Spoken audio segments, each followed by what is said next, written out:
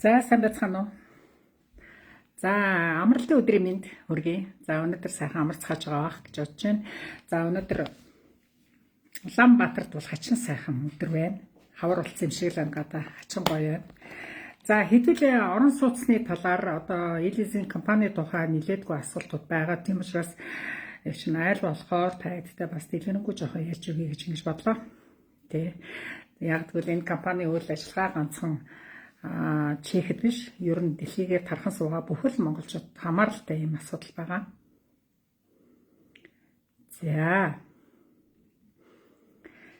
За зах зээлийн нөхцөл нь ямар шүү байна? Одоогийн нөхцөлд Монголд хүн ам зүй, гөрхийн бүтэц одоо амьдарч буй орон сууцны төрлөөр одоо ангилаад үзэхэд 24 оны байдлаараа Монгол улсын хүн ам нийтдээ одоо 3.6 сая хүрчлээ шүү дээ, тий?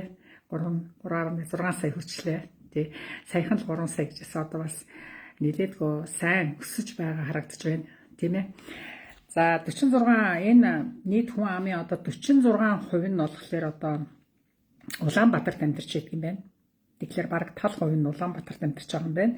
За 987,427 хүн өрх байдаг юм байна нийтдээ. Тий.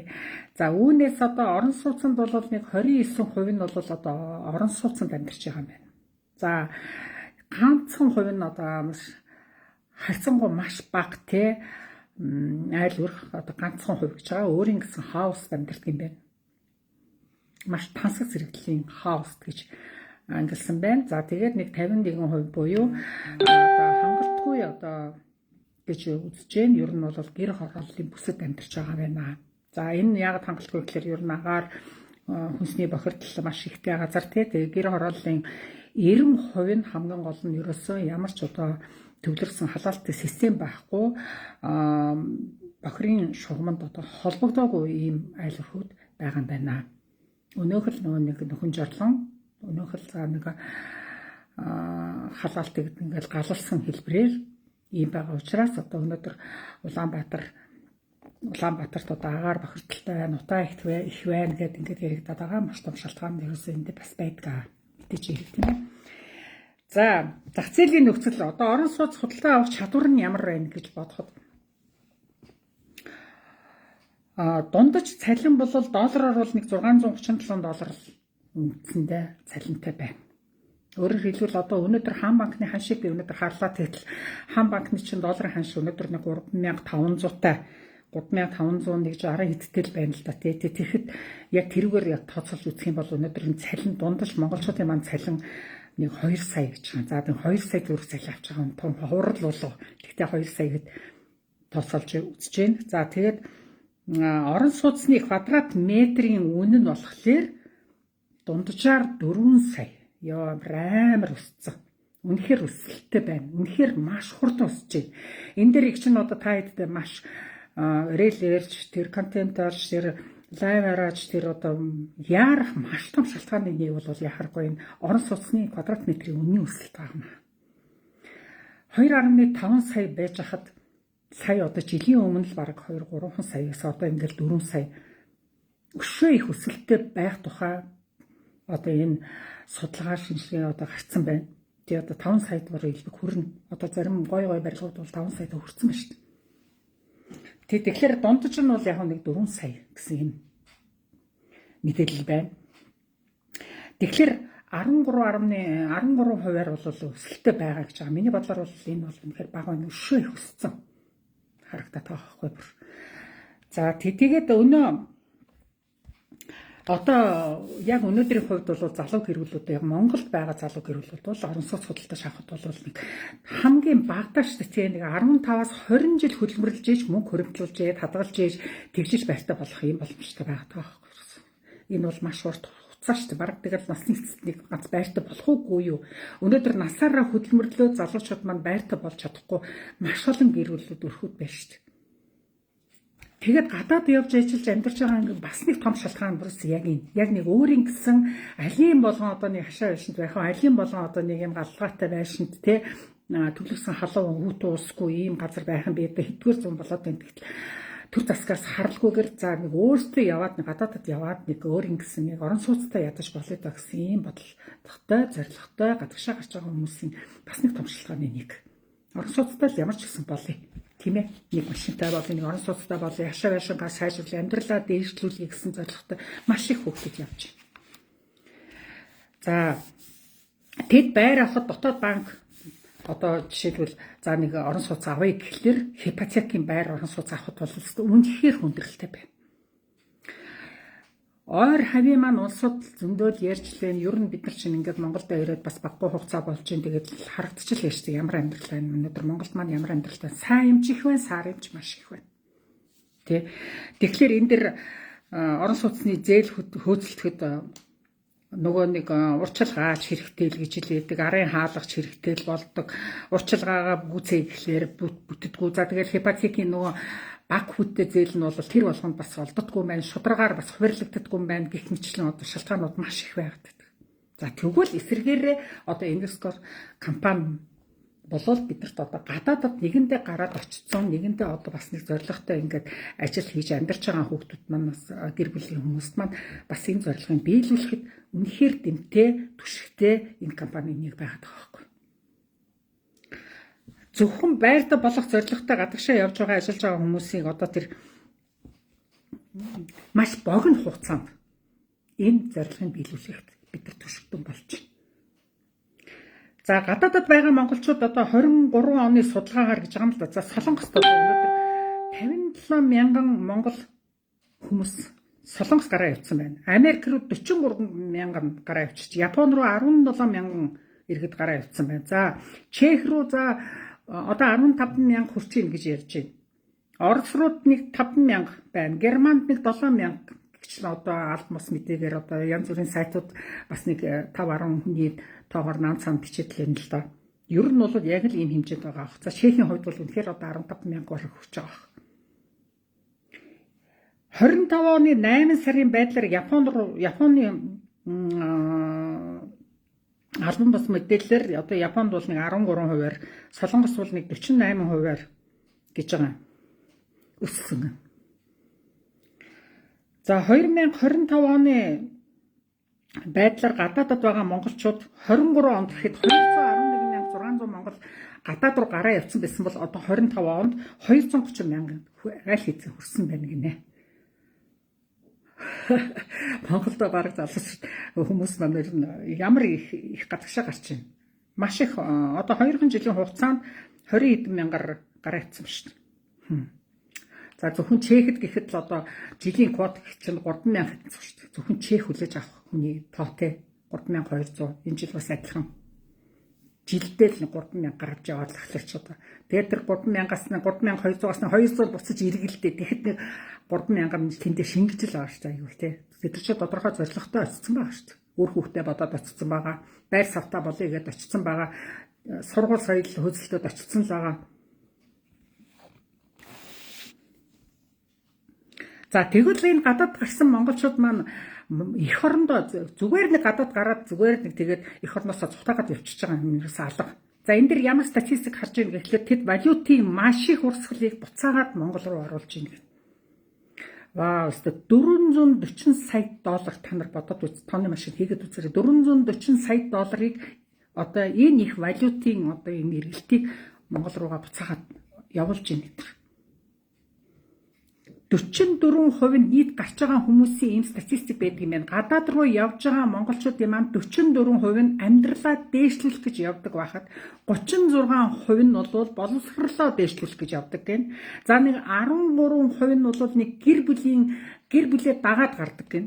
Одоо хин нэг албан тушаалтайгаа тушаа гараад явж хахад араас нь гэр бүлийн одоо хин нэг нь одоо Чехэд жишээлбэл ажил хийж хахад гэр бүлийнх нь хүн араас нь одоо гэр бүлийн визээр очих жишээ тий. За тэгээд босд нь бол босод жижиг сажиг шалтгаанаар ингээд гарсан байдаг юм байна. Тэгэхээр 44% амьдралаа дээшлүүлэх 100-ны 50% нь баг ойролцоогоор одоо баг 50 хүрээ үсттэй амьдралаа дээшлүүлэх гэж очдөг юм байна. Арай хүн шиг амьдрал да хүн нэг удаа амьдрах шүү дээ. Тэгэхэд бол бас нэг үр хөвгтүүдтэй айтайхан боловсрол олгоё, өөртөө ч гэсэн боловсролтой олгоё гэж ингэж гарч байна. За тийм бол тодорхой хэмжээний гэр бүлүүд үйлчилгээ одоо инвестор компани одоо нөгөө зорилгын дагуу тэр зорилгыг биелүүлэхэд тодорхой хэмжээний гэр бүлүүдэд одоо энэ үйлчилгээгээ хийгээд эхэлсэн байгаа. Эхлээд бас баггүй хугацаа болчлаа. Одоо дэлхийд 10 улсад нийтдээ 33 агенттай энэ Enscore компани нэрээр одоо e-leasing ажиллаж байна. Нэлээд олон оронд одоо агентуудтай болцсон. За үүнээр төлөөлөгчийн газраар одоо Японд, Солонгосын Пусан хотод жишээлбэл төлөөлөгчийн газраа алмаасаар бий болсон. За Төв офис нь бол угаасаа Улаанбаатар хотод бас байдаг. Тийм ээ. За тэгээд Монголд ирсэн байр хөдөлж байгаа улсууд маань Төв офисаар зарим нь очдог. Тийм ээ. Бага асуух зүйлээ асуугаад бага юу боломжтой, юу хэрэгтэй гэх бүх юмаа мэдээд явдаг. Зарим нь байраа худалдаад авдаг. Зарим нь бол одоо эд процессыг явагдаж, шалгагдаж байна гэх мэтлэн тийм ээ. За яагаад бид нар ер нь e-leasing компаниг сонирхох ёстой юм гэж байна. Нэгдүгээр айгүй хурдан хугацаатай. 3-5 хоногт ажлын 3-5 хоногт одоо энэ асуудлыг шийдэж, судалгаагаа хийж шийдвэр гаргадаг. Тэр нэх олон сар жилийн асуудал юу шаардлагагүй. Хэрвээ үнэхээр шаардлагатай юм та яг цаг хугацаанд нь явуулах юм бол ажлын 3-5 хоногт асуудлыг шийдвэрлэж чаддаг. За орлого хүлээн зөвшөөрүүлдэг. За байр машин авч болж байна, байраа авч болж байна. Сүүлийн үед машин нэмэгдсэн тийм ээ. Тэгээ энэ харин машин дээр ганцхан ачааны машин болдгоо юм байлээ. Жижиг оврын автобус, жижиг оврын машинууд бол болно. За болж өгөлтэй шинэ машинууд тийм ээ. Одоо Улаанбаатараас дүүрэн шинэ машины реклам ямар их явагдаж байна та нар бодоод үзтээ. Тий. Яг Монгол одоо гадаадд байгаа хүүхдүүд яг буруу талдаа зөв талдаа өрүүлээрээсээ юунаас шалтгаалаад төрөл бүрийн машин орж ирсэн одоо өстө тэр рекламыг зөвхөн бөмбөгдөж байна уу? Та нар хараарай. Шинэ гой машин зөндөө орж ирж байна. Хятад машин ч байна, Европ гадаад машин ч байна. За хүсэлтэйг бол ямар ч улс орн хязгааргүй авч байна. Чи Америкт амьдарч байгаа бол Америкаас авч болно, Чехэд байгаа бол Чехээс авч болно, Чехэд байгаа бол Чехээс өгч болно, Шведэд байгаа бол Шведээс өгч болно, Япон, Солонгос одоо чи хаана байна хамаагүй, Австралиас ч өгч байна. Тийм ээ. За байрыг бол та нар Улаанбаатар, Дархан, Эрдэнэт гэсэн ийм 3 хотод байраа сонгож болно. Энд ганцхан хашаа байшин бол харин өнөөдөр авах боломжгүй. Зөвхөн нийтийн орон сууц тий хаус орон сууцыг л бол хүсэлт гаргаж болно. За одоогоор компани дэлхийн 22 улсад лизинг гаргаад аль хэзээ хэлсэн. 22 улсад одоо амьдарч байгаа монголчууд маань хүсэлтээ гаргаад энэ лизингийн үйлчилгээ авсан байна гэсэн үг. Энэ дотор манай чехүүд маань ч гэсэн байгаа. Ваа, сайн байна шүү дээ. Хэдий ч энэ олон гэр бүл Монголоос энэ лизинг үйлчилгээнд хамрагдаад хэдий ч энэ олон айл маань одоо орон сууцтай болж байгаа бол азны юм шиг нэрээ бас хэрэгцээтэй л болж байгаа бас. Тийм ээ. За, компани бол яаж юм? Зөвхөн байрыг олгоод тогтохгүй эд хөрөнгийн одоо даатгалд хамруулж байна, хөдөлмөрийн чадвар алдсан даатгал нөхцөлд бас даатгуулж байна тийм ээ. Тэгээ эрсдлийг хамгаалсан одоо зарилын логороос харилцагчдаас хамгаалсан тийм даатгалууд одоо хийгдэж байна. Тэгэхээр даатгалын үйлчилгээнд бас давхар хамрагдаад явдаг гэсэн үг. Тийм ээ. За хүүгийн хувьд 1.6 доллароос одоо юунаас доллар бол 1.6% хүүтэй гэж байгаа тий. Тэгээд мөнгөний тэмдэгтээс шалтгаална гэж байгаа. Йен бол жишээлбэл 1.7% байх жишээтэй. Солонгосоос авч байгаа хүн мэдээж энэ Азаас авч байгаа солонгосынхан бол жишээлбэл йенээр ч гэдэг юм уу тий. Одоо Чехэд байгаа Европоос зээлгэж байгаа улсууд бол доллараар бодно шүү дээ мэдээж яриг тий. За хугацааны хувьд за Япон болон Европын орнуудад байгаа хүмүүс маань урт хугацааны визтэй бол үндсэндээ 48 сар хүртэлх хугацаанд одоо зээлээ төлөх боломжтой. Визтэй визгүй гэж энд нэг хоёр ангилаад байна. Визгүй хүмүүс бол үндсэндээ нэг 3 жилээр арай богино хугацаатай гэсэн үг. Визгүй хүмүүс бол харалсан байж болно тийм ээ. Виз нь дууссан байж болно. Тийм усыг бол нэг 3 жилээр л авах юм байна. 36 сар гэсэн үг шүү дээ тийм ээ. Визтэй улаан хугацааны визтэй улсууд байх юм бол 48 сараар одоо Чехийнх маань авч бүрэн боломжтой. Энд бас Япон бас давхар адилхан өгдөг юм байна.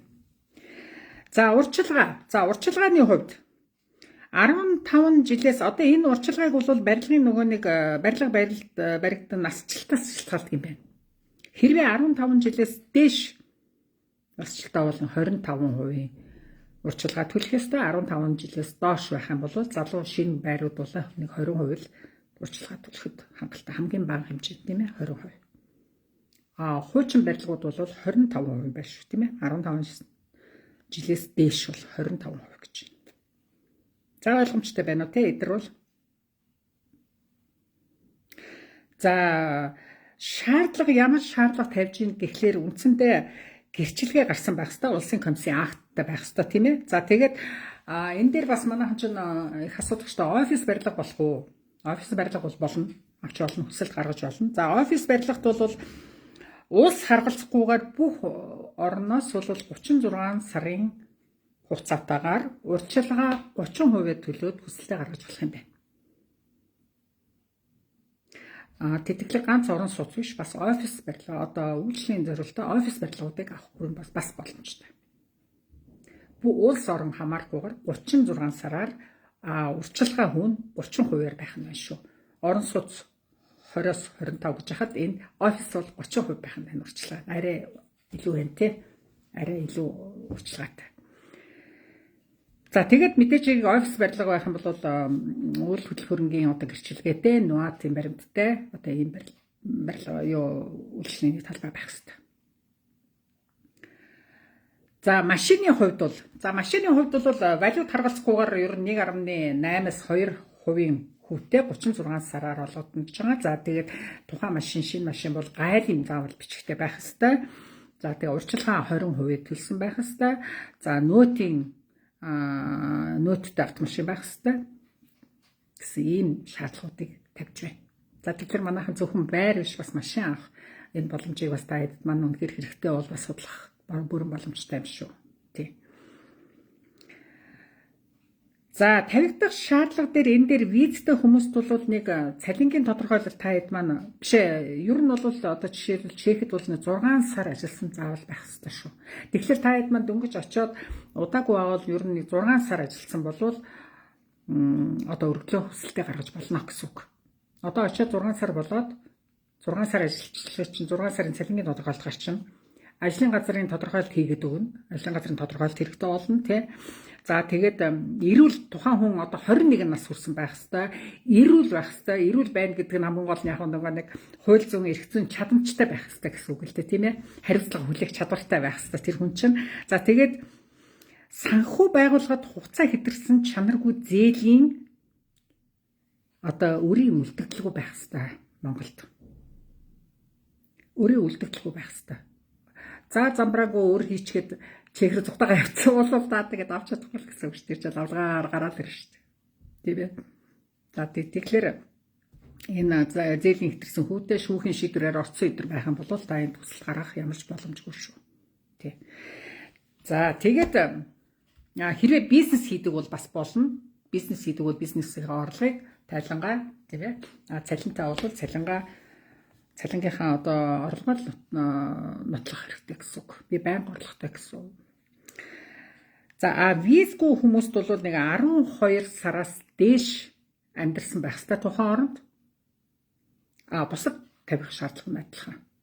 Тэгэхээр энэ дэр ганцхан нөгөө нэг амьдарсан хугацаа нь визгүй хүнд бол арай их. Визтэй хүнд бол нэг 6 сар амьдарсан байхад хүсэлтээ гаргаж болно гэсэн үг. Удаан хугацаанд визтэй байх тийм ээ. За. За хамтран үр гүйцэтгэгч гэж ямар хүнийг гэлээ. Манайхаар Чехэр бол поломоц гаргах хүмүүсийг хэлээд шүү дээ. Итгэмжлэг гаргах хүмүүс. Хэрвээ зээл чинь 100 саяас дээш гарчих юм бол нэгдүгээр тавих нөхцөл. Хэрвээ орон сууцны зээл чинь 100 саяас дээш гарчих юм бол итгэмжлэг ширхтээ болно. Мэдээж хэрэг. Хоёрдугаарт орлого өөр нь нийлээд 50%-аас дээш бол харилцагч дээш 50%-аас дээш гарчихвал гэж тэгээ 3 дахь нь харилцагч хэрвээ визгүй бол заавал итгэмжлэг ширхтээ болно. Тэгтээ тэр итгэмжлэгч нь ямар хүн байх вэ гэхлээр за хамаатан садан аав ээж үр хүүхэд байж болно гэж байгаа. Гэхдээ тэд нар маань тэр итгэмжлэл гаргаж байгаа хүмүүс маань өөр зээлгүй одоо бас нэг шүүхээр орсон тийм асуудалгүй бас банкны санхүүгийн янз бүрийн гажуудлагүй хүмүүс л мэдээж хэрэг байх хэрэгтэй. Ээж аав тэтгэврт байх юм бол болох уу гэж байгаа болдог шүү дээ. Ээж аав тэтгэврт байх юм бол бас итгэмжлэгчийн үүргийг гүйцэтгэж болно гэсэн үг. Тийм бааз. За ямар материал бүрдүүлэх юм гээ гэж байгаа. За би түрүүн хэлсэнтэй даан суулга 6 сарын даан суулга байх хэвээр, хөдөлмөрийн гэрээ байх хэвээр, байрны бичигч нь байх хэвээр. За тэгээд цалингийн тодорхойлолт, ажлын газрын тодорхойлолт хэрэгтэй. За энэ дээр байрны хувьд бол хэрвээ таны хувийн худалдаад авсан байр байх юм бол тэр тухайн байрныхаа одоо манай Чехэд бол кадастрын бичиг нь байхад болно. Кадастрын лавлага байхад болно. Тий. Цалингаа бэлнээр хэрвээ авдаг хүн бол яах вэ гэж байгаа. Хэрвээ чи цалингаа бэлнээр авдаг бол Монголын данс руу хийдэг бол Монголын дансны хуулга болох юм байл шүү. Монголын дансны хуулга. Байнга чи сар болгон Монгол руугаа одоо цалингаа бэлнээр авчаад жишээлбэл агентурт ажиллаж байгаа хүмүүс чинь цалингаа бэлнээр авчдаг ч талын дансаар авчдаг. Тэгэхээр зөвхөн дансанд байгаа мэдүүлгээ өгөхлөөр арай бага цалин гарчаад байдаг. Талын ингээд бэлэр гар дээр авчиж байгаа юм чи. Тэгтээ та зөх хэмжээний мөнгийг байнга Монгол данс руугаа хийжсэн бол тэр Монгол дансны хуулгаа мэдүүлж бас болох юм байл. Энэ асуултыг бас их асуудаг. Тий. Тэгэхээр та хэд маань энийг бас ойлгоод авчвал бас зүгээр. Тэгээд худалдаад авсан байртаа бол байрны бичиг гэхгүйгээр яг нэг өөрийн хувийн эзэмшлийн байрыг явуул зүгээр энэ байртай үнэн гэсэн одоо нэг лавлага кадастрынхаа бичгийг үзүүлэх болох ийм хэмжээний. За тэгээд цалин авдаг юм чинь хөдөлмөрийн гэрээтэй юм чинь тэр хөдөлмөрийн гэрээ чинь хандарт өөр дээр чинь байдаг. Цалингийн тодорхойлолтоо бол байгууллагаас авчихна. Ажиллаж байгаа нь үнэн гэсэн лавлагаа аваад өгчин өөр нэг онц шаардлага байхгүй. За энэ дээр ерөөсөө их товчхон процесс бол юу гэж байна. Нэгдүгээр ойлгомжтойгоо нэгдүгээр та орон сууцаа заавал сонгосон. Өөрөөсөө орон сууцаа сонгоч. За аль дүүрэгт авах вэ? Хаан уул дүүрэгт одоо замбраагүй шинэ байшингууд байж чинь ер нь Яарман нисэх рүүгээ маш их хөгжиж байгаа. Улаанбаатар бараг тийш тэлэгдэж байна. Тийм ээ.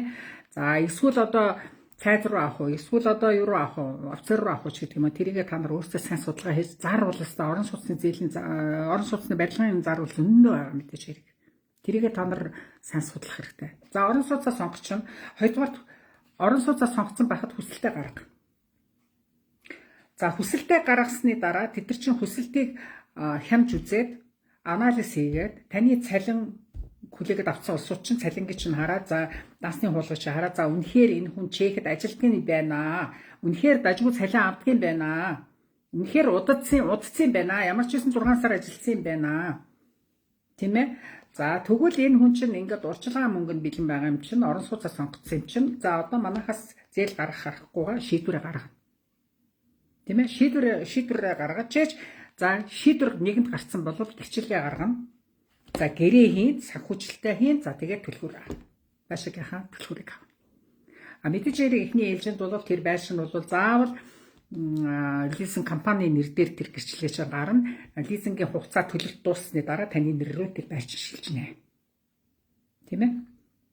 Тэгэхээр энэ дээр та хэд маань нэгдүгээр байраа сонгохдоо маш чанартай үнэхээр ямар байрын те яг барилгын компаниас шинэ байр байна уу эсвэл хэрвээ хуучин байр байх юм бол тэр өөр зээлэнд байр тавигдсан тавигдаагүй эдгээр нь бас сайн асууж сурвалж лавлж судалгаа сайн хийх хэрэгтэй сонгож байгаа байран дээр тийм ээ. За тэгээд урчилгаа 20% бэлдэх хэрэгтэй. Өнөөдөр та цалин аваад таны 20% ч байхгүй байгаа бол 20% гүйцээх тал дээр ажиллаж ийс дараа нь бэлэн болсныхаа дараа жинхэнэ одоо ерөнхийдөө Улаанбаатар хотод байгаа дархан Эрдэнэтэд байгаа байрны үн квадрат метрийнхаа үнийн судалгаа хийж байгаа явцдаа мэдээд авчих штеп. Тийм ээ. Үнэ мэдээд авчин квадрат метрийн үнийг мэдээд авчин тэгээд чиний цалин тодорхой ажил чинь тодорхой. За тэгээ нэг ийм лизэнд хүсэлт гаргаж байгаа бол ганц Чех Монголд ч биш шүү дээ. Чехт ч гэсэн орон сууц авч байгаа бол та цалин чинь аюу доктортой байхын тулд ажил дээр их доктор сурчлалтай байх хэрэгтэй шүү дээ. Ажил руу ингээд савчаад хэсэд явах юм бол таны цалингийн орлогыг чинь нөгөө нэг байр орон сууц авах машин авах одоо тэр асуудал чинь хойшлогдол байна гэсэн үг шүү дээ. Тийм ээ. Тийм болохоор их тогтвортой суршилтай нэг газар ажиллахад байнгын ер нь их давуу талтай байдаг. Энийг та хэд маань бас дотроо болгох хэрэгтэй. За тэгээд итгэмжлэх хурдан явуулж шаарж байгаа материалуудыг маш хурдан явуулах хэрэгтэй. Та удаад левел тэгэл уучлаарай шүү дээ. Бас л цааш таны шийдвэрлэх хугацаа чинь ингээд хойшлогдоод байдаг. Тийм ээ? Хаана ингээ хүлээгдээл. За та нөгөө бичиг баримтаа яасан гээл мэйлэр ингээл харьцаал. Тийм ээ? Өөдөр нэг юм би хэлэх ёстой. Над руу нэгч бичиг баримт явуулахгүй шүү. Би тийм эрх зүй байхгүй надад. Би ганцхан та эдтэй Элизэн компани зөвхөн мэдээллийг өгч байгаа болохоос биш. Та нарын тэр цалингийн тодорхойл байрны бичиг гэдэрмэл би авах ёсгүй юм шүү. Над руу явуулахгүй та нар. Би та нар тэр борлуулалтын албатай холбож өгснөөр л мэдээлэл өгнө, борлуулалтын албатай холбож өгнө, гүүр болно. Асуусан юм зохимжийн мэддэг юм хариулна, мэдгүй юм бол тэгээд цааш нь компанитай холбож өгнө та нарыг. Тийм ээ? Ийм л үүргийг гүйцэтгэх юм. За. Одоо энэ компанид ерөнхийдөө энэ банкуудын судалгаа байна л да. Орон сууцны одоо зээлийн харьцуулалт одоо судалгаа Монголд байгаа нэлээд олон компаниуд байгаа шүү дээ, тийм ээ.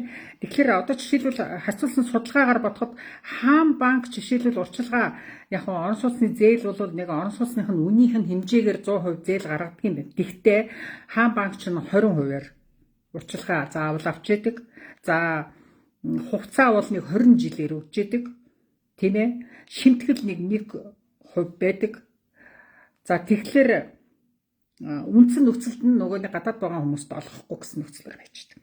За яг түүнтэй адилхан худалдаа хөгжлийн банк урчилгаа 20% байна. За төлөлт бол нэг 240 сар гэдэг чинь 20 жилээр бас л маш урт хугацаатай. Ер нь бүх банкуд голцоо 20 жил байдаг юм байна. Ганцхан төрийн банк биш Капитрон банк нэг 180 хоног байна. За тэгээд шимтгэл нь ялгаагүй худалдаа хөгжлийн банкны 0.8% байж хахад зээл гаргах хэмжээ нэг 150 сая байж идэг. Мөн ялгаагүй гадаад ажиллаж байгаа хүнд олохгүй гэсэн юм нөхцөл байна. Голомт банк нэг адилхан 20% урчилгаа аваад нэг 240 сарын бас нэг 20 жилийн зээл өгдөг юм байна. За орон сууцны нийт үнийн 80% гаргадаг юм байна. Тэгэхээр эдгээр ийм нөхцлүүд байж хахад за Investcore компани болох төр урчилгаа 20% аваад 36-аас 48 сараар лизинг гаргаж байна. Йоо 20 жилийн за эсвэл ар үрийн хаалга та нар хэрэглэе гэж бодолтой энэ банкудаас тэгэхэд та нар 20 жилийн зээлийг авах уу 4 жилийн зээлийг авах уу гэдэг бас асар том ялгаатай. Тэгэхээр та хэд маань одоо хүү өндөр байлаач гэсэн. За ер нь бол шимтгэл бол яг Investcore компани 1.5% хүүтэй. Тийм ээ? Шимтгэл. Дээд хэмжээ бол ерөөсөө заахгүй гэж байгаа. Үнэхээр чиний цалин чи хүрээ чи үнэхээр гой байшингаа сонгож чадаа чиний мөнгө чин цалин мөнгө чин ингээд арын төлөлтөө хийж чадах юм бол дээд хэмжээг бол хязгаарлахгүй гэж байгаа байхгүй Investcore компани бол. Тэгэхэд бусад банкнууд бол дандаа хязгаартай. Тэгээд үндсэн нөхцөлд нь нөгөө гадаадад байгаа бүх монголчуудад зөвшөөрөгдөн. Визтэй ч гэсэн визгүй ч гэсэн зөвшөөрнө гэсэн ийм нөхцөл байгаа. Гэхдээ визгүй бол мэдээж бас нягтлан илүү сайн судалгаанд мэдээж орно л доо. Тий. Тэгэхээр бид чинь одоо 4 жил битгий хэл 20 жил битгий хэл 4 жилийн цаана ямар амьдрал бид нар хүлээж байгаа бид нар мэдэхгүй шүү дээ. Таашгүй шүү дээ. Маргааш юу болохыг бид нар таашгүй. Тийм болохоор нэг л одоо хамцаагаа шумлаад ялангуяа гэр бүлээрээ хоёулаа очсон байгаа айл бол одоо хамцаагаа шумлаад ийм маш богино хугацаанд орон сууцтай болох энэ хөтөлбөр рүү та хэд маань зоригтой орж чиж гэдгийг л би хараад байгаа. Та нар мөнгөн дүнгээ та нар бодоод үзээрэй. Зарим нь бол ингэж байгаа байхгүй хүүн аягүй үнэтэй тооцоо аягүй тийм байна. Ёо та нар 20 жил хүү төлөх 4 жил хүү төлөхийн ялгааг та нар тооцоолж үзсэн үү? За мэдээж залуу хүүхдүүд санхүү боловсрол сайтай улсууд байгаа бол бараг хүүн тэг таарах юм билээгээд.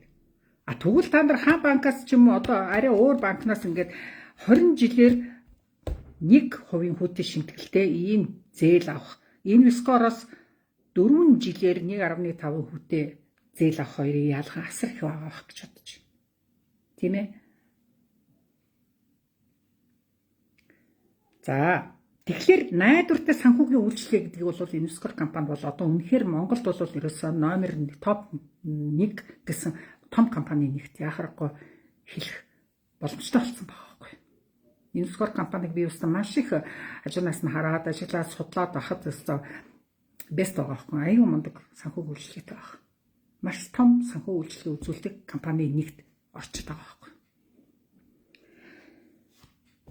Долларын яг хөө жилийн доод дээд хэмжээ гэж байдаг л да. Тэгэхээр долларын хэмжээгээр бол яг хөө энэ дээр бол төрийн банк Капитрон 2 бол нэг 19.2% хүүтэй, Капитрон бол нэг 18% хүүтэй өгч байхад Инвескор компани бол бас яг долларын одоо жилийн доод дээд доод хэмжээгээр бол бодож олгож байгаа.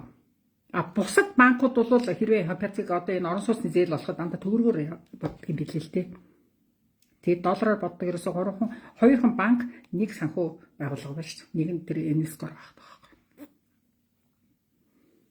Бос нь бол дандаа төгрөгөөр боддог.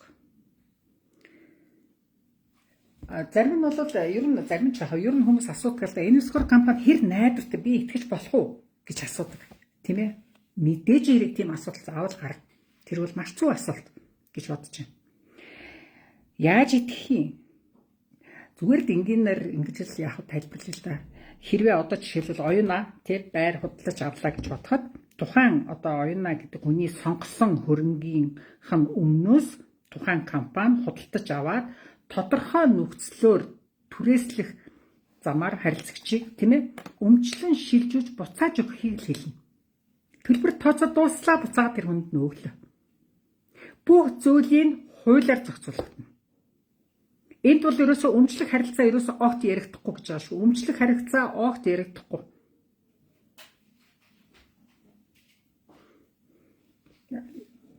Уучлаарай барьцааны харилцаа ерөөсөө яригдахгүй. Барьцааны харилцаа огт яригдахгүй. Харин өмчлөх харилцаа яригдана. Эсрэгээр нэг чинь хэлчихлээ.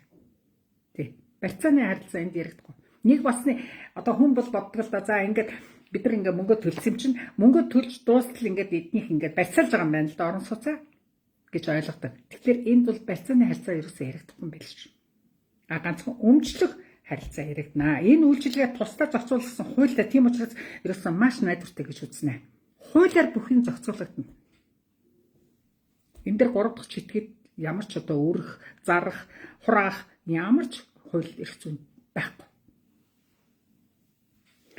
Инвескор компани Монголын одоо томоохон номер 1 компани. Яхахгүй нэг дахин хэлэхэд бол үнэхээр тэгээд лизинг бол одоо инвескороор одоо овоглож явдаг ч угаасаа энэ чинь бол өөрийнх нь бас инвескор компани ч өөрийн маш олон үйлчлэгээтэй санхүүгийн том байгууллага тэг компани. Тэгээд тийм болохоор үүнд ямар ч одоо 3 дахь читгээ зарах өөрөх одоо тийм их хууль эрх зүй байхгүй. Дахин хэлэхэд. Тий. За тэгэхээр энэ дээр бас нэг хүмүүсийн асуудаг. За татварыг яаж төлөх юм болоо гэж. За татвар мэдээж хэрэг төлөгдөнө. Тийм ээ. За үйлчлэгийн шимтгэл нэг удаа гэрээ хийж явах явцаа нэг удаа 1.5% төлнө. За тэр бол мэдээж хэрэг тийм ээ. За хөрөнгөний даатгал гэж бас төлөгдөнө. 0.109%. Тийм ээ. За тэр нь бол хугацаа 12 сараар гэж байгаа. Гэхдээ лизингийн нөгөө нэг лиз нь хаагдаагүй нөхцөлд энэ гэрээ сонгогдоод явдаг гэж. За амь насны гэмтийн онцлог ингээл нэг бүтэн жилээр одоо даатгал хийгдэн. Гэхдээ тэр лизингийн хугацаа дуусаагүй бол ялгаагүй сонгогдоод явдаг. Тийм ээ. За өмчлөл буцаах шилжүүлэх үед гарах татварын зардлыг бас нэг удаа орон сууцны нийт үнийн дүнгийн 2%-аар төлнө. Гэх мэтлэн энэ зардлууд бас орно. Энийг бас тооцоолох хэрэгтэй. Тий. За ийм наривчилсан ийм тооцоо моцоо гэгч нь бол ярахаас айж байна. Энийг айчиж байх үсэг чинь бас сайн ойлгоогүй юм байж магадгүй. Тийм болохоор ерөөсөө энийгээ бол бодлолтой алдтайгаа л таад маань сайн ярилцаж асууж зөвлөж гэрээ хийх бүх нөхцлүүдэд мэдж авах юм байна. Тий. За тэгэхээр энэ дээр яг чинь юу хараад байна гэхлээр ерөнхийдөө бол бид нар чинь цалингаас цалингийн хооронд байж байгаа улсууд.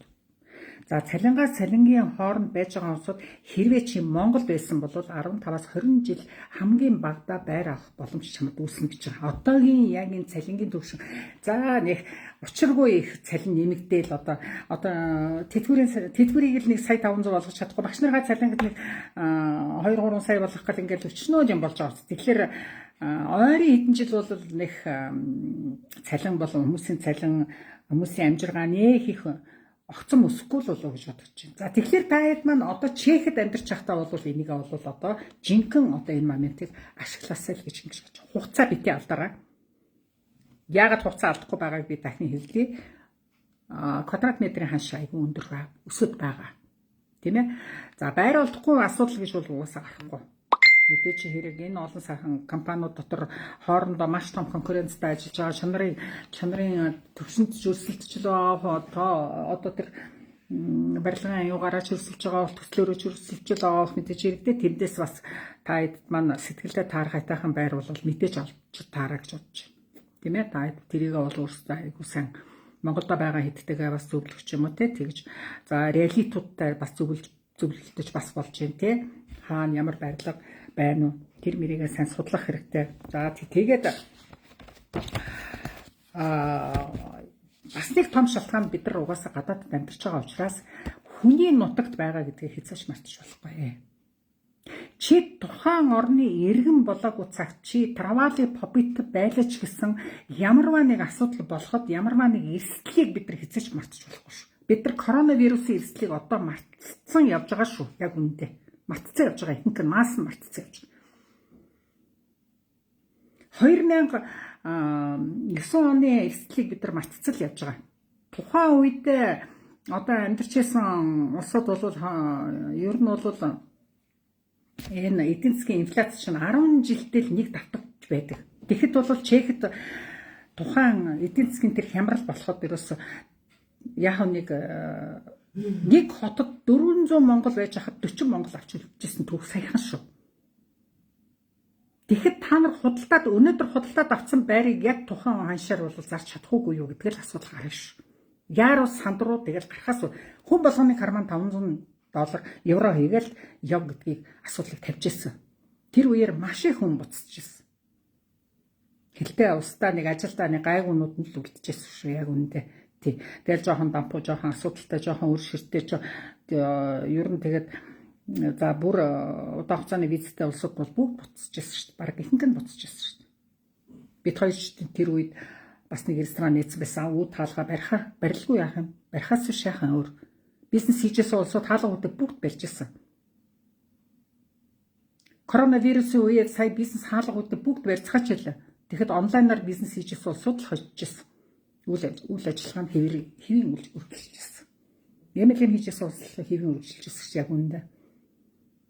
Америкийн эдийн засгийн хямралыг хамгийн их аварч гарсан MLM-ийнхэн гэж ярьж ирсэн шүү дээ. Тэр үед их орноо аварч үлдлээ гэж.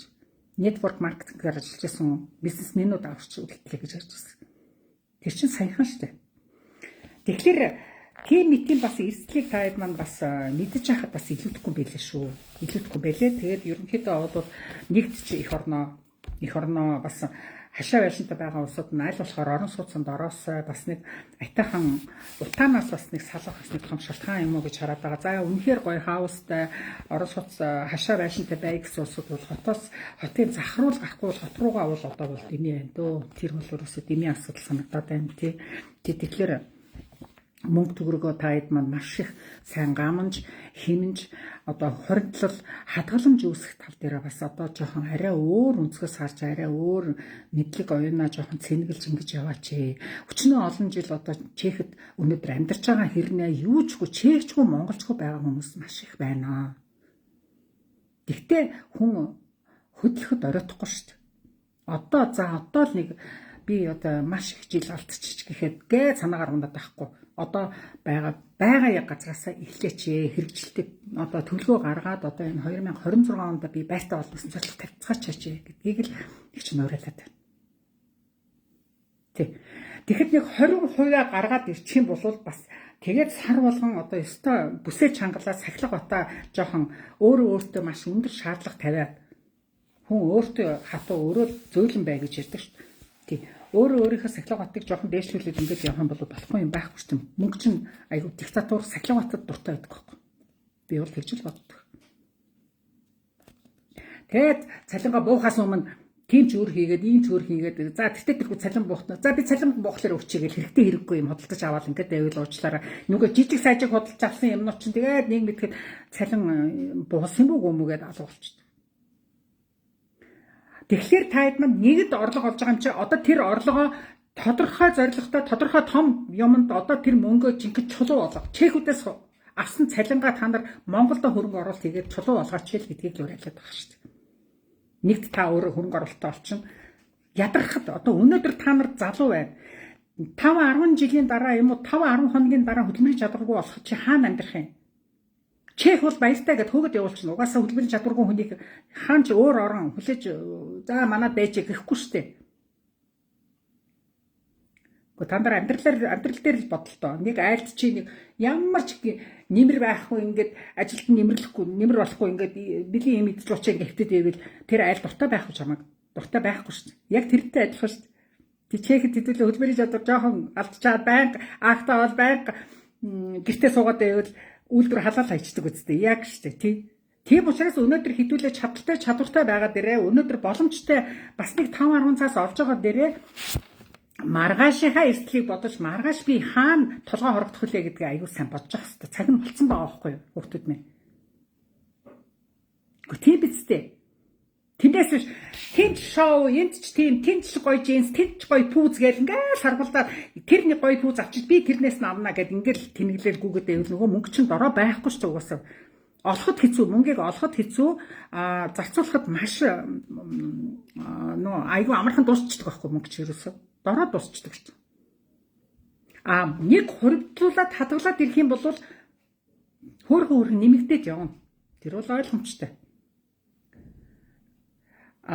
Орлого зарлагаа зүгээр хөтлөөд яваач л гэдгийг би яриад байдаг шүү дээ. Орлого ухаалаг гэр бүл хөтөлбөр одоо зүгээр гэртээ за хэн тооцоогоо сайн барьж байгаа. Эхнэр нь тооцоогоо сайн барьж байгаа бол эхнэр нь сайхан дэвтэр нээгээд за өнөөдөр орлого энэ шүү. Миний зарлага одоо энэ.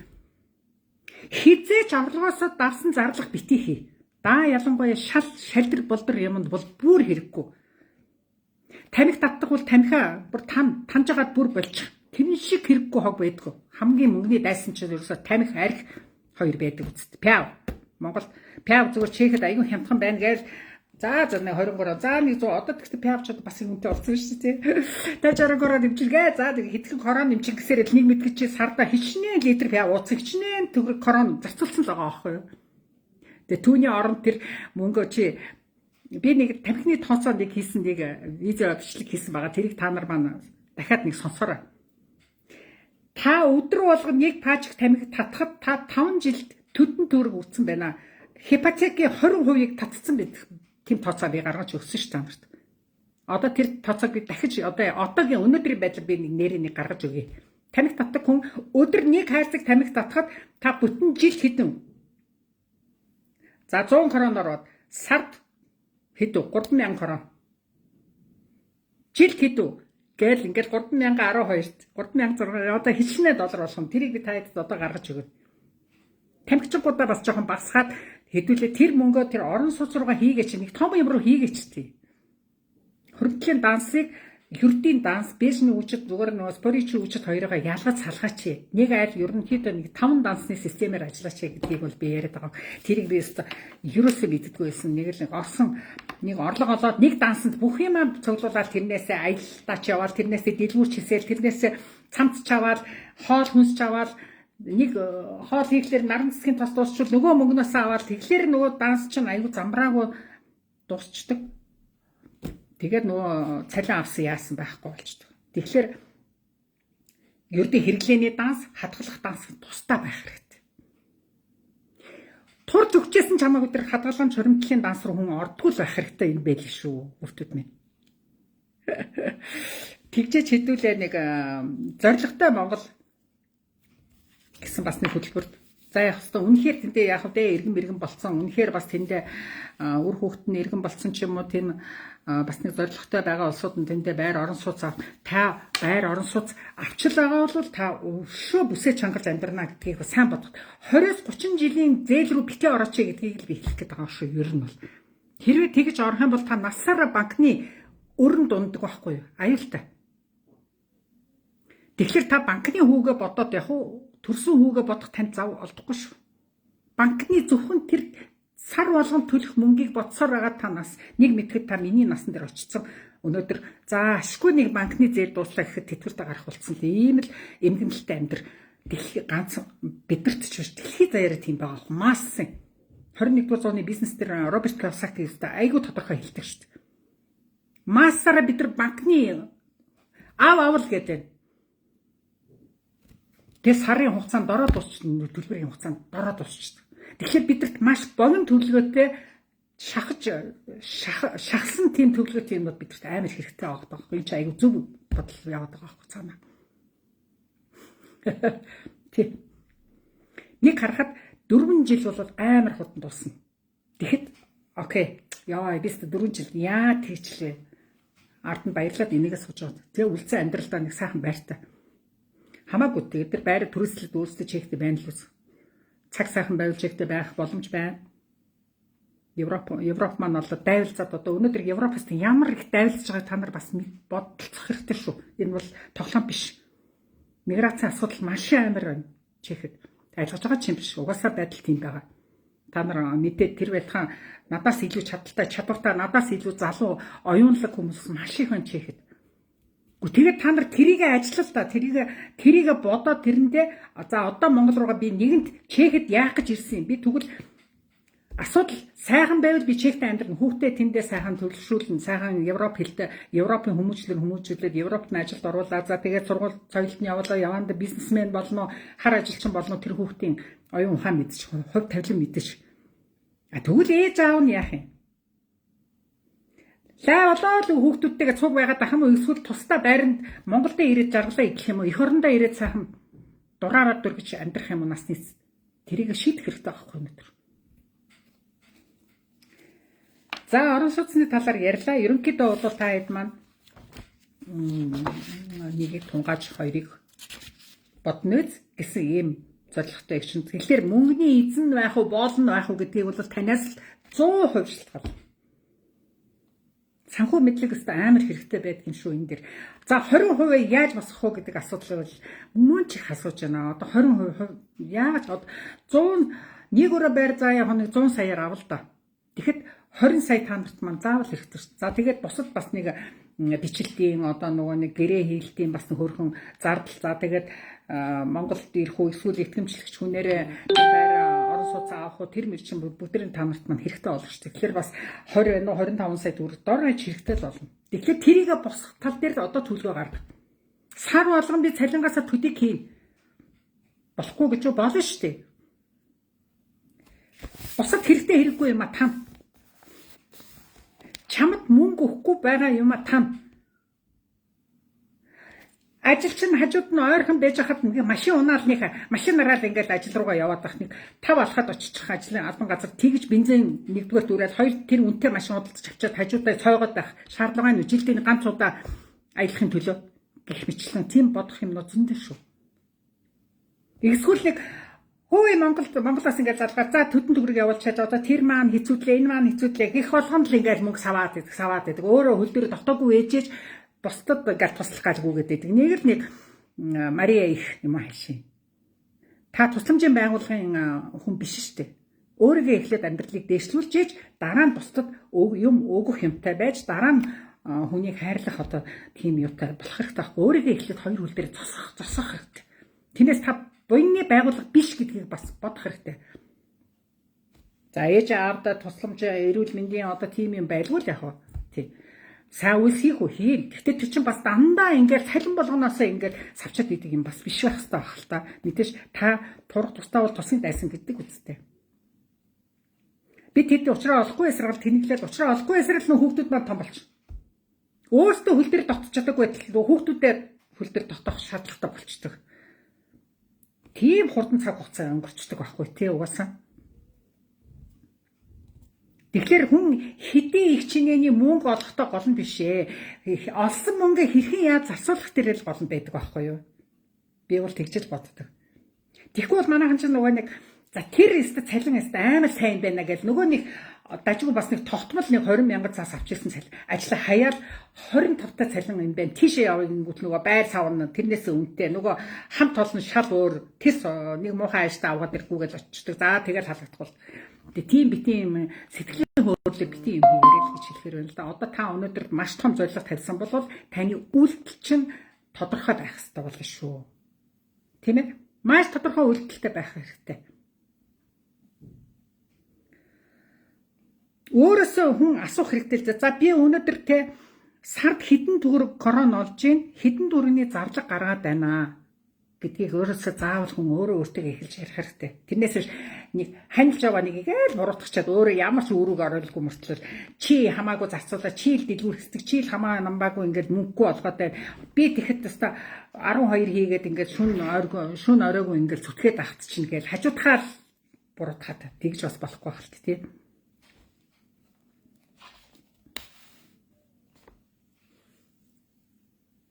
Өнөөдөр та Чехэд очиод орон сууцгүй байгаа. Өнөөдөр ямарваа нэг асуудал чинь болохгүй л нэг зөрчилтэй л байгаа бол бүх шалтгаан ганцхан чамаас л бүх юм шалтгаалж байна гэдгийг л гомой хэлдэг дээ би. Чамаас жийл бүх юмний буруутай. Өөр хинээс чи буруутах юм. Монголд байгаа ээжигээ буруутах юм уу, ах トゥ угээ буруутах юм уу? Туслахгүй байна гэд. Эсвэл хад ажиллаж байгаа найз нөхдөйгээ буруутах юм уу? Ямарваа зүйл болохгүй л байгаа бол өөрчлөлт зорилттой хийх хэрэгтэй. Угаасаа. Тий. Тэгээд том зорилго тавиач. Тэгжээж л та маш шахсан төлөвлөгөөтэй том зорилгыг одоо хийгээд үзвэл яаж яана л гэдгийг бодоод байна л да. Тий. Зардлаасаа л ихэл. Цалин тодорхой. Угаасаа чехэд өнөөдөр 1000 евро гэж зүгээр л тодорхой болчихлоо шүү дээ. 1500 авч байгаа хүн цөөхөн шүү дээ. Угаасаа бид нар цалин тодорхой юм чинь олж байгаа зардал маань тодорхой шүү дээ. Карта төлнө, байрныхаа орон сууцаа төлнө, наашаашаа явах мескэд оправныхаа мөнгийг төлнө, тийм ээ. Хоол хүнс ойлгомжтой болсон. За махан төд өгд юм байна, гурлын төд өгд юм байна гэдээ ойлгоцсон. Биний утсандаа би сар болго интернет төдийг төлөх ёстой гэдэг нь ойлгомжтой болсон шүү дээ. Тэгвэл яагаад цаана цааш нь хийх мөнгө чинь тодорхой биш байгаад байгаа юм. Тийм ээ. Орлогоо маш зөв зохицуулах гэвэл одоо тогтмол зардлыг 20%-аар, хувьсах зардлыг 30%-аар, үлдсэн зардлаа 50%-аар одоо хуримтлах хэрэгтэй гэж ярьдаг шүү дээ. Тий. Тэгэхээр дараагийн цалин болтлын үр зээл хийхийг зүгээр зогсоочвол яасан. Тэр бол зүгээр бөөхсдөр. За нэг 5 бууз авчдаг. За одоо цагаан сар болно. За нэг хэрэгтэй хэрэггүй. За нэг үнэхээр тийм нэг гой бүтээлгийг л тэр ширээн дээр тавихгүй бол чи бол зүгээр өстө хич биш болох гэдэг байгаа байхгүй юу? Гэхдээ тийм нэг түгээмэл нэг тийм бие бинийгээ дуурайсан тэр нэг би үнэхээр л тэр нэг гой малгайг л өмсөхгүй бол би Монгол дээл өмсөд яахаа ингээд тэр малгаанд одоо хичнээн ч төгрөг өгч байгаа. Жилд 2 өдөр өмсөхийн юм уу? Гоё л хоцны төлөө шүү. Тэгэл бүтэн жил тоос дараад тэр гялгуурын дотор байж л тэр нөгөө хуцсан. Ба энэ дэр бас бодлохмор санагддаг ш нь одоо. Тэгээ нөө Монголын баяр нь дийлдэхгүй ёо. Тимч төрсөн өдөр тимч одоо Валентин залгана, цагаан сар тэгэл Мартин 8 одоо та нар хараад байгаа тэр болгон та нар ямар их мөнгө зарцуулах вэ? Түнгүүд айл нэг минут, тэнгүүд айл нэг шоколад. Тэр бол надад нэг тийм бас их зүг биш юм шиг санагдав. Тэгвэл та хэд маань өөрсдийн манд бодол өөртөө зүгэлж гэж ярьдаг л да. Ерөнхийдөө тэгтэл бас бодох асуудал. Тэгэл нэг хэрэгтэй хэрэггүй баахан идэ будаа тэр нь тэгээд муудаал баахан салаад малаа тэгээд тэр нь муудаал тийм балаа юм надад таалагдчих шүү дээ. Тэ. Тодорхой өдөрт нь жоохон хийвэл яадаг юм гэсэн шүү дээ. Тэгээд нөгөө том зорилго тавьсан угаасаа том цэгцтэй айтахан гэсэн юм хийгээд яваад өөрийнхөө амьдралыг гоё аваад явдаг хүмүүс зөндөө ш. Тэдрээсээ суралцал та. Хажууд чинь үнэхээр зөв амьдраад байгаа хүмүүс зөндөө байгаа шүү. Монголд хуцаатай хадгаламж хийлтэй. Чехэд бол хадгаламж үнэхээр хүү баг гэдгийг та хэд мэдэн дээ. Нийцээр байгаа тэнд мөнгө хадгалах шаардлага байна уу? Хэрэггүй. Тэрэнд орол Монгол дансандаа хугацаатай хадгаламж хий. Өндөр хүүтэй шүү дээ. Хүүхдтэй хадгаламж нэгэд өч. За тэгээ хадгаламж мөнгөний асуудал бол тэгээ дараа хэдүүлээ үргэлжлүүлээ. Ерөнхийдөө та хэд маань маш богино хугацаанд маш том зорилго тавиад нэлийн том зүтгүүлээд үзээч л гэдгийг л эгчин энэ удаагийн лайваар чадан ядан ярьлаа. За баяртай. Дараагийн лайв хүртэл баяртай.